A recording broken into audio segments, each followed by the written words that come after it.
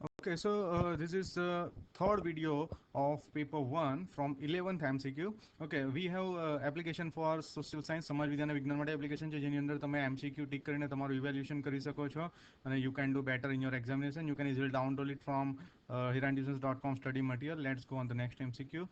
This is kx square minus 7x plus 3 બરાબર 0 ને એક બીજ 3 હોય તો આનું એક બીજ 3 છે મતલબ કે આનો એક ઉકેલ 3 છે તો k ની કિંમત શોધવાની. આનો મતલબ એ કે x ની જગ્યાએ 3 રાખવાથી તમને 0 મળે છે. તો જ્યાં જ્યાં મને x દેખાય છે ત્યાં હું 3 રાખી દઉં છું કે x જગ્યાએ મેં રખ્યો 3 માઇનસ 7, x જગ્યાએ રખ્યો મેં 3 પ્લસ 3. ઓકે, હવે સાંભળો, 3 કે નહીં કરવાનું, પહેલા આનો વર્ગ જ થાય એટલે 3 નો વર્ગ 9, 9 કે માઇનસ 21 પ્લસ 3.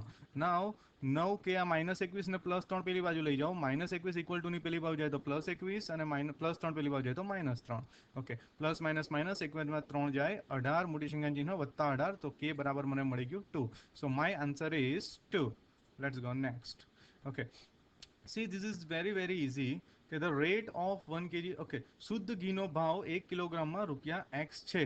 જો તેના ભાવમાં કિલોગ્રામ દીઠ 20 નો વધારો થાય તો રૂપિયા 800 માં નવા ભાવે કેટલા કિલોગ્રામ સુધી મળે. હવે તમને એક એક્ઝામ્પલ આપું કે ખાંડ મારી પાસે 100 રૂપિયા છે અને ખાંડ 20 રૂપિયા કિલો છે, તો મને કેટલા કિલો મળશે? તો સિમ્પલી હું ડિવાઈડ કરી દઈશ 1 કિલોના ભાવથી, પર કિલો પર કેજી. ધીસ ઇઝ 1 કિલોનો ભાવ છે, રાઈટ, અને મારી પાસે 100 ની નોટ છે તો મને 5 કિલો મળશે.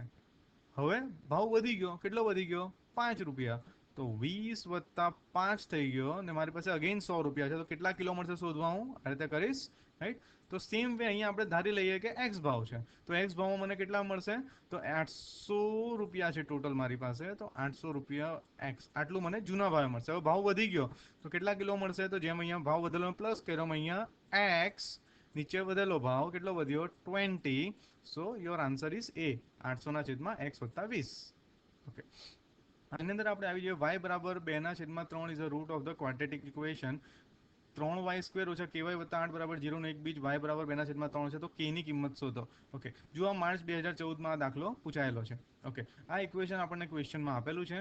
ઓકે, હવે હું શું કરું છું? y ની જગ્યાએ કિંમત મૂકું છું, બીકોઝ y એક બીજ છે એવું મને ક્વેશ્ચનની અંદર કીધું છે કે એક બીજ છે, રાઈટ. તો હું કિંમતો મૂકી દઉં છું, y ની જગ્યાએ કિંમતો મૂકી દીધી. ઓકે, નાવ 3, 2 નો વર્ગ 4, 3 નો વર્ગ 9. ક્યારે પણ 3 દુ 6 પહેલા નહીં કરવાનું, વારંવાર કહેતો આવ્યો છું. 2 નો વર્ગ 4, 3 નો વર્ગ 9, 2 ગુણ્યા કે 2 કે ના છેદમાં 3 વત્તા 8 બરાબર 0. 4 તાલી 3 તાલી 9 એટલે 4 ના છેદમાં 3, 3 તાલી 9. આ ગુણાકારના રિલેશનમાં છે એટલે કરી શકાય, પ્લસ હોતે તો નહીં કરતે, રાઈટ. 3 તાલી 9, સો 4 ના છેદમાં 3. હવે મારે લસા અ લેવો પડશે આખાનો. ઓકે, તો 3 3 આ નીચે કંઈ નથી તો 1, અહીંયા અગેન 1, તો 1 1 3 3 નો એલસીએમ આવશે 3. 3 ને કેટલાથી મલ્ટીપ્લાય કરતો 3 આવે? 1. 3 ને કેટલાથી મલ્ટીપ્લાય કરતો 3 આવે? 1. 1 ને કેટલાથી મલ્ટીપ્લાય કરતો 3 આવે? 3, રાઈટ. ઓકે, 0 ને કેટલાથી 1 ને કેટલાથી મલ્ટીપ્લાય કરતો 3 આવે? 3. ઓકે, તો 4 એકા 4, 2 કે ગુણ્યા 1 2 કે વત્તા, તમે કહો આ બધાનો છેદ ક્યાં ગયો? તો એક નિયમ યાદ રાખો કે એક નિયમ યાદ રાખો કે ઉપર નીચે એક જ સંખ્યાથી ગુણાકાર કરવાથી જવાબ પર કોઈ ફરક પડતો નથી. ફોર એક્ઝામ્પલ 1 ના છેદમાં 2, તો 1 ના છેદમાં 2 that's 1 ના છેદમાં 2 that's 0.5, right. That's 0.5. 1 upon 2 that's 0.5. હવે ઉપર નીચે હું એક જ નંબરથી મલ્ટીપ્લાય કરી દઉં છું. For example 5 5, so it will become 5 upon 10, right. તો કેલ્ક્યુલેટર અંદર જુઓ 5 upon 10, 5 upon 10 will again give you same answer, that's 5 upon 10, again 0.5. so એક જ નંબરને ઉપર નીચે મલ્ટીપ્લાય કે ડિવાઈડ કરવાથી આન્સર પર કોઈ ફરક પડતો નથી. તો એને કારણે મેં આખા ઇક્વેશનને આમાં શું કર્યું? તો આખા ઇક્વેશનને 3 થી ભાગી નાખ્યું એટલે મારું ઇક્વેશન આવું બની ગયું. ઓકે ઓકે, હવે સરખી જમાતો ભેગી કરીશ. આ 24 અને 4 સજાતીય પદો કહેવાય, જેને હું મારી ભાષામાં સરખી જમાત કહું છું. +24 પેલી બાજુ જાય -24, 4 પેલી બાજુ જાય -4, -2 કે બરાબર -28, કે બરાબર -28 upon 2, કે બરાબર 14. સો મને કે નો આન્સર મળી ગયો. સો my correct answer is C. મારો જવાબ છે C 14. So this is my answer. Let's go next. Okay, હવે સમીકરણના બીજ સમાન થાય. હવે આની અંદર તકલીફ શું છે? બીજ સમાન એટલે શૂન્યોની સંખ્યા સરખી જ આવે. આની અંદર તકલીફ એ છે કે તમારે દરેક ઇક્વેશન ચેક કરવા પડશે. એન્ડ ગુડ, જો આન્સર એ કરેક્ટ હોય તો તમારે ચેકિંગ કરવાનું કામ ઘટી જશે. બટ આન્સર ડી કરેક્ટ હોય તો તમારે બધાનું ચેક કરવું પડશે. ઓકે, હવે આની અંદર હું ડિરેક્ટલી આનું ચેક કરું છું સી નું, બીકોઝ મને જોઈને એવું લાગે છે કે આનું સરખું છે. પરીક્ષામાં તમારે એઝમ્પશન કરવાનું કે સરખું લાગે છે. ઓકે, હવે 16 ના એવા ભાગ પડે કે 8 આવે તો 4 4 જા 16, 4 ચોક 16. કન્ડિશન બનાવતા મેં તમને શીખવું આગળ એક ફર્સ્ટ વિડીયોની અંદર. મલ્ટીપ્લાય કરો તો 16 અને પ્લસ કરો તો -8. આવું કેવી રીતે થાય? તો નાનામાં નાના ભાગ પાડી દેવાના, લાઈક ધીસ. નાનામાં નાના ભાગ પાડી દેવાના. કોના? 16 ના. ગુણાકારમાં એના 2 8 16, 2 ચોક 8, 2 દુ 4 અને 2 એકા 2, લાઈક ધીસ. ઓકે, હવે આના નાનામાં નાના તમે ભાગ પાડી દેશો તો થઈ જશે. હવે જુઓ, અહીંયા લખીશું -4 -4 માઇનસ માઇનસ પ્લસ -8 અને 4 ગુણ્યા 4 16 પ્લસ નો સાઇન. તો કન્ડિશન ફૂલફિલ્ડ, શરતોનું પાલન થઈ ગયું. નાઉ x કોમન, x -4, x -4. જો આ બંનેના જવાબ મને સરખા મળ્યા તો મારો આન્સર છે સી. સો તમે સી ને ટિક કરી શકો છો. Let's go next. ઓકે, હવે Sn બરાબર 2n² + 3n. તો d બરાબર આપણે d ફાઇન્ડ આઉટ કરવાનું છે. ઓકે, આની અંદર a બરાબર t1 બરાબર s1. કેમ? તો કે જુઓ, કોઈ બી શ્રેણી હોય, દાખલા તરીકે 2 4 6 8 આ શ્રેણી છે. એની અંદર a બરાબર 2, એને t1 કહો તો બી 2, SN કહો, S1 કહો, સોરી, તો પહેલી ટર્મનો સરવાળો તો એ જ થવાનો ને. એ ટર્મ સાથે હજુ કોઈ એફિલિએટેડ નથી, એની સાથે કોઈ હજુ કનેક્ટેડ જ નથી. બીજામાં બદલાઈ જશે. S2 will be 6 and T2 will be 4. S2 6 થશે અને T2 બીજી ટર્મ નંબર 2 4 થશે. ઓકે, સો A બરાબર T1 બરાબર S1, that I no. Okay, S1 બરાબર લાઈક ધીસ. શું કર્યું મેં? આ તો મારી પાસે આ જે ઇક્વેશન છે ને એની અંદર મેં કિંમતો મૂકી, એની જગ્યાએ બધે 1 રાખ્યું SN ફાઇન્ડ આઉટ કરવા. ઓકે, તો મને SN મળ્યું, S1 મળ્યું 2, 1 નો સ્ક્વેર 1, 3 1 જા 3. સો મને S1 મળ્યું 5. ઓકે, નાઉ S2. તો અગેન આ ઇક્વેશન જે હું તમને હાઇલાઇટ કરીને બતાવું છું એમાં હું કિંમતો મૂકી રહ્યો છું, એની જગ્યાએ 2 રાખીશું. સો 2 નો સ્ક્વેર 4, 6, 8 + 6 14. ઓકે, હવે T2 બરાબર 14. ઓકે, હવે T2 બરાબર 14. એક minute, T2 is not 14, sorry, this is S2. S2 is equal to 14. T2 બરાબર 9. ઓકે, હવે કેન યુ ટેલ મી, તમે મને કહી શકશો કે T2 9 ક્યાંથી ખબર પડી? તો આઈ નો કે બે ટર્મનું ટોટલ 14 છે, પહેલી બી ટર્મનું. તો પહેલી ટર્મ 5 છે, પહેલી અને બીજી ટર્મનું ટોટલ મને ખબર પડી ગઈ છે 14, કારણ કે S2 14, તો બીજી ટર્મ 9 જ હોય તો જ આ શક્ય છે 14, right? So this is mistake, right here S2, T1 T2 14. D બરાબર T2 - T1, 9 - 5, તો ધેટ્સ 4. T2 - T1 તો D નું ફોર્મ્યુલા જ છે. તો મને T2 મળી ગયું, મને T1 મળી ગયું, તો I can solve it. So my answer is B4. Okay, so સમાંતર શ્રેણી SN -2, SN -1 + SN -2 n greater than 2. તો આનો જવાબ શું આવે? તો માર્ચ 2014માં પૂછાયેલો છે અને બેઠો ચોપડીનો છે. ચોપડીના બધા MCQ તમારે યાદ કરી લેવાના. એની માટે અમારી પાસે એક નાઇસ એપ્લિકેશન છે જે તમને બધા MCQ વ્યવસ્થિત યાદ કરવામાં મદદ કરશે. તો તમે આ એપ્લિકેશનની અંદર મેથેમેટિક્સ પણ શોર્ટ ટાઈમમાં ઉપલબ્ધ હશે. એટલે ચોપડીના બધા MCQ રીત વગર તમને આવડે એ રીતની તમારે તૈયારી કરી નાખવાની. ઓકે, હવે આપણે આપણા MCQ પર કરીએ. So this is now you know this from theory. Okay, હવે 3 ક્રમિક પદોનો સરવાળો 48 છે, તો બીજું પદ શોધો. હવે સાંભળો, આ 2, આ 4 અને આ 6 આ શ્રેણી છે, બરાબર છે? કે તફાવત બધામાં નોન શૂન્યેતર સંખ્યા છે. ઓકે, હવે સાંભળો, તો આની અંદર આ 3 નંબર મારે જાણવા હોય તો હું કઈ રીતે જાણી શકું? તો આ એક્ઝામ્પલની અંદર આપણે આવી જઈએ. તો હું ધારી લઉં છું કે એક number A - T, A + T, આ રીતે મને 3 મળે છે. કેમ? સપોઝ આ ટર્મ અહીંયાથી ચાલુ થાય છે, ધીસ ઇઝ T1, બરાબર છે? હવે આ ટર્મને મારે રિવર્સ બી એક્સટેન્ડ કરવી છે. તો મારે આ ટર્મને જો ઊંધી વધારવી હોય તો આમાંથી D માઇનસ કરવું પડે, રાઈટ?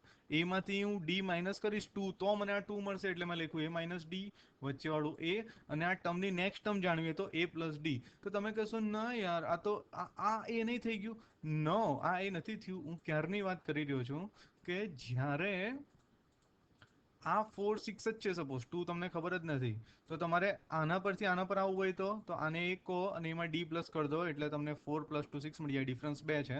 આના પરથી આની પહેલાની ટર્મ છે નહીં પણ અમારે નવી બનાવી છે, તો હું શું કરીશ, તો હું આની અંદરથી ડિફરન્સ માઇનસ કરીશ, તો a - d a + d એવી 3 ટર્મ છે. ઓકે, 3 ક્રમિક પદો ધારો કે આ છે. હવે a - d a + d એટલે કે 3 ક્રમિક પદોનો સરવાળો ક્વેશ્ચનમાં તમને આપેલો છે 48. સો આઈ વિલ રાઇટ 48. હવે આની અંદર જુઓ તમને કંઈ કેન્સલ થતું એવું લાગે છે? I think cancel, right. So a plus a 3 times, that's 3a is equal to 48. a is equal to 48 upon 3, a બરાબર 16, રાઈટ. તો a બરાબર આવ્યું 16. તો આપણને તેનું બીજું પદ પૂછ્યું છે. હવે ઇન્ટરેસ્ટિંગ વસ્તુ સાંભળો તમે, ઇન્ટરેસ્ટિંગ વસ્તુ સાંભળો. ઓકે, એસએન નથી શોધવાનું, ભૂલમાં ઓકે, આમાં એસએન નથી શોધવાની જરૂર, એટલે મેં ભૂલમાં શોધી નાખ્યું છે. આપણે એ જ શોધવાનું છે, રાઈટ. તો સાંભળો, આપણે 3 માંથી વચ્ચેવાળી એ ધારેલી ને, a - d a + d ને એણે બીજું પદ પૂછ્યું છે, તો હવે આ પહેલું અને આ બીજું પદ થયું, રાઈટ. તો આપણો આન્સર છે 16. સો 16 is our answer. Okay, PQR ની બાજુઓ, તો સૌથી પહેલા આકૃતિ કઈ રીતે બનાવવાની, ક્વેશ્ચનમાં જે રીતે કે રીતે સૌથી પહેલા આકૃતિ બનાવી દેવાની. તો PQR મેં ત્રિકોણ બનાવી દીધું, PQ QR અને PR. હવે સાંભળો, અનુક્રમે બહુ કામનો વર્ડ છે. અનુક્રમે એટલે આ પહેલા જોડે આ પહેલું, આ બીજા જોડે આ બીજું, અને આ ત્રીજા જોડે આ ત્રીજું, રાઈટ, ત્રીજું. તો આનો મતલબ એ થયો કે PQ નો મધ્ય બિંદુ D છે, QR નું મધ્ય બિંદુ QR નું મધ્ય બિંદુ E છે, અને PR નું મધ્ય બિંદુ F છે. એટલે મારી આકૃતિ આ પ્રમાણે જ બનવી જોઈએ. હવે સાંભળો, I have a facility to rotate it, but you can't do it. Yeah, I will rotate it. તો બંને આકૃતિઓ એક જ મુદ્રામાં ઊભી રહી ગઈ, એક જ સરખી પેટર્નમાં ઊભી રહી ગઈ. તો હવે તમે સિમિલારિટી બનાવી શકો. જ્યાં P છે ત્યાં E છે, સો E છે. જ્યાં Q છે ત્યાં F છે, રાઈટ. જ્યાં Q છે ત્યાં F છે, અને જ્યાં R છે ત્યાં D છે. તો P Q R ની સામે હું બનાવું છું, તો P છે ત્યાં E છે, Q છે ત્યાં F છે, અને R છે ત્યાં D છે. સો my answer will be B E F D. તો આવું કઈ રીતે બને, તો નાવ તમને ખ્યાલ આવ્યો કે આવું કઈ રીતે બનાવી શકાય. સો my answer is E F D. P છે ત્યાં E છે, Q છે ત્યાં F છે, ને R છે ત્યાં D છે, રાઈટ. સો તમારે પાસે પરીક્ષામાં તો એવો ઓપ્શન નહીં હોય કે આને તમે રોટેટ કરી શકો. So that you have to apply your imagination power, કે જો આ રીતે થઈ જાય તો ક્યાં આવે, right. Originally it is like this, right. Okay, પણ તમને એટલું ખ્યાલ આવી જવું જોઈએ કે સૌથી પહેલા તો આ ઉપર જશે એટલે આ જે ભાગ છે અણીવાળો, તે ઈ થશે. સો ઈ જ્યાં પી છે ત્યાં ઈ આવશે. તો તમને આ બે નું કન્ફ્યુઝન થઈ જવું જોઈએ કે આ બે તો ચોકડી છે જ નહીં, કમ્પલસરી નથી. ઓકે, પછી તમારે દિમાગ શું લગાવવાનું, તમારે કલ્પના કરવાની કે આને આમ ફરાઈશું અને આમ ફરાઈશું તો સિચ્યુએશન કંઈક કેવી થશે. તો મને ખબર પડી કે ડી આવા જ જતો રહેશે, રાઈટ. ડી આવા જ જતો, એટલે આર છે ત્યાં ડી, તો મને છેલ્લો ડી આવે એવું ખબર પડી કે જો આમાં છેલ્લો એફ છે, છેલ્લો ડી આમાં જ છે. તો my answer will be this. તો મારે થોડું દિમાગ લગાવીને આ સોલ્વ કરવું પડશે. ઓકે, હવે આપણે આની પર આવી જઈએ. ઓકે, આની અંદર એમ કીધું છે કે નીચેની આકૃતિમાં બે ત્રિકોણો એકરૂપ છે, જ્યાં OQR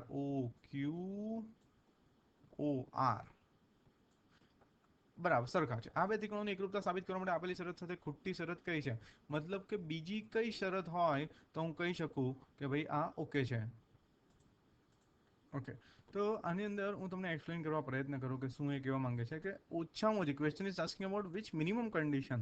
ઓકે, તો હવે સાંભળો, આ સરખા ખૂણાની સામેની બાજુ સરખી, તો OQ ની સામેનો ખૂણો છે P અને OR ની સામેનો ખૂણો છે S, રાઈટ.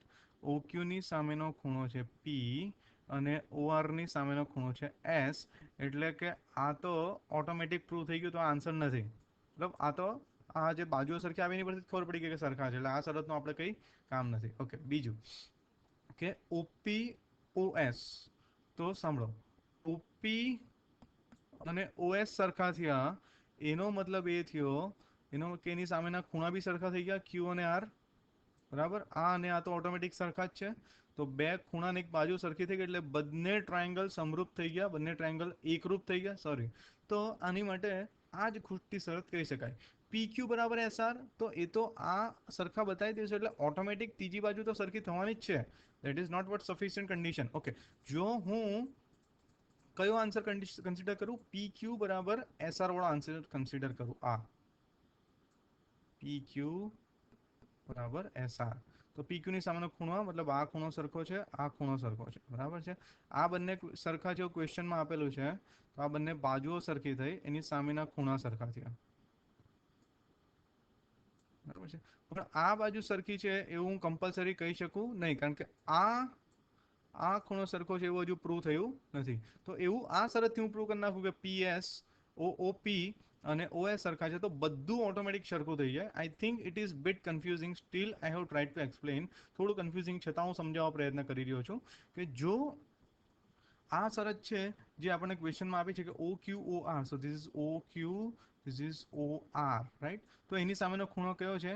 PS. તો PS it is already proved, right. PS is already proved, તો આપણે અહીંયા પ્રૂવ કરવાની જરૂર નથી. ઓકે, હવે હું માની લઉં કે બીજી જે શરત છે તે આ છે PQSR, તો આ PQ અને SR સરખા છે. ઓકે, now મારી પાસે કયા કયા રિઝલ્ટ છે? તો મને ખબર છે કે ખૂણો P અને ખૂણો S સરખા છે, બરાબર છે. મને ખબર છે કે OQ અને OR સરખું છે. કંટાળતા નહીં, કારણ કે આ સમજાવવા માટે થોડી મહેનત કરવી પડશે મારે.